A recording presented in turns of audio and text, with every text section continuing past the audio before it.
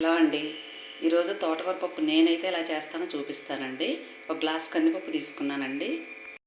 Hello అండి, ఈరోజు తోటకూర పప్పు నేనైతే ఎలా చేస్తానో చూపిస్తానండి. ఒక పావు కేజీ గ్లాసు కందిపప్పు తీసుకున్నానండి. ఇది శుభ్రంగా కడిగి 2 గ్లాసులు నీళ్ళు పోద్దామండి. ఇప్పుడు ఇందులో 2 కట్టల తోటకూర తీసి కట్ చేసి పెట్టుకున్నానండి, అది వేస్తున్నానండి.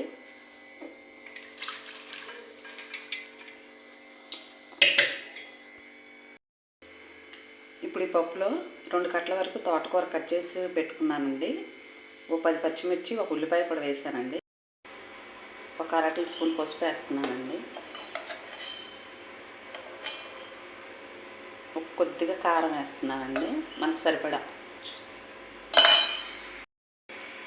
ఒక 1/2 టీ స్పూన్ పసుపు వేసానండి, 1 స్పూన్ వరకు కారం వేసాను. ఇది మనం ఇప్పుడు స్టవ్ మీద పెట్టుకొని 4 విజిల్ రానిద్దామండి. పప్పు బాగా ఉడికిపోయిందండి. దీంట్లో ఒక నిమ్మకాయ అంత చింతపండు వేసాను. ఇది పప్పు గుత్తోడు బాగా మెదిపి పక్కన పెట్టుకుందామండి.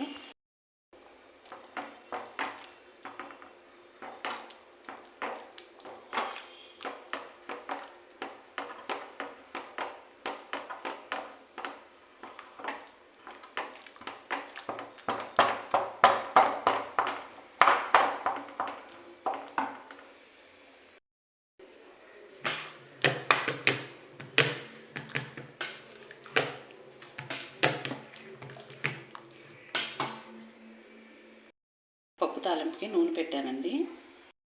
నూనె బాగా కాగిందండి. వెల్లుల్లిపాయ వేస్తున్నాను, ఆవాలు, జీలకర్ర, ఎండుమిర్చి, కరివేపాకు,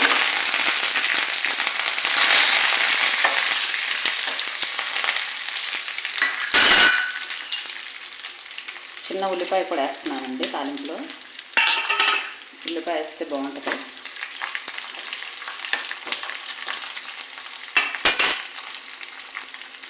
కొంచెం ఇంగువ,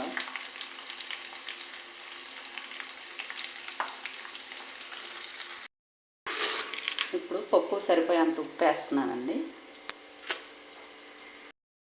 తాలింపు బాగా ఎర్రగా వేగిపోయిందండి. ఇప్పుడు ఈ పప్పులో వేస్తానండి. తాలింపు బాగా ఎర్రగా వేగిపోయిందండి. ఇప్పుడు పప్పులో వేస్తానండి.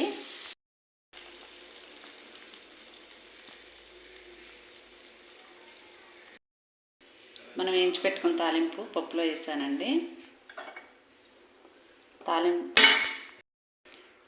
తాలింపు వేసిన తర్వాత ఒక 2 నిమిషాలు స్టవ్ మీద ఉంచుతామండి. తాలింపు వేసిన తర్వాత ఒక 2 నిమిషాలు స్టవ్ మీద ఉంచుతామండి. నేనైతే ఇలా చేస్తానండి తోటకూర పప్పు.